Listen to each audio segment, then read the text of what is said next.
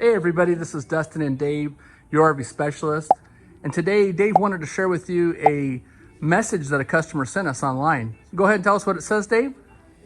Jerry wants to know if metal shavings on the floor of a brand new RV is acceptable. He says it's lousy maintenance, but other people are saying it's normal.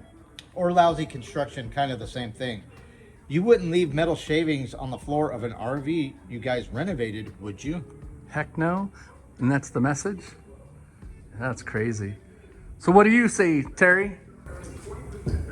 If it's renovated or brand new, I mean, yeah, the manufacturer built it brand new, and of course, get that in your coaches, because I get wood shavings from traveling, stuff settles and falls, and so but if they would have took the additional time to clean it up. clean it up, Yes. Yeah.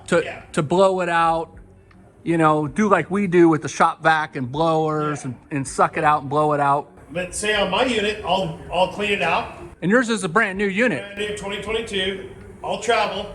I'll get somewhere. I'll open up a cabinet. There's, some sawdust or something. It's kind of unavoidable. Yeah. They build the unit, But if they took the additional time to go and prep it, clean it, it wouldn't be there. Exactly. Yeah, exactly. My So that's thought was the that- linoleum and the floor had already been laid, and now that they had been doing the ceiling and they're running their screws or whatever through the ceiling, and the shavings fell to the floor.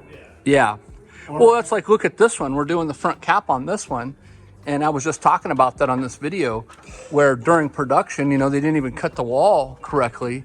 And then look at all the shavings that are up in here. There are shavings just everywhere. There's pieces of roof material that they didn't even trim off or bother to secure. This whole thing is full of shavings everywhere when they could have just took a minute and blown it out. They didn't secure stuff correctly. They didn't put extra screws in it. The cause leaked. So this guy's whole front cap is damaged, but he didn't damage it. You can tell he's resealed it over the years, but you can see where they cut the material short. Nothing's lined up. So it's exactly that, Dave. They build them and then they basically leave it to us to re-engineer them or rebuild them after they screw it up. Yep. So what it comes down to is lack on Attention to detail, and then just flat out not caring from factory. from the factory. We would never do that. We want to build relationships with our We pride ourselves, we charge a lot to do what we do, and we want to make sure that it's done right for the owners.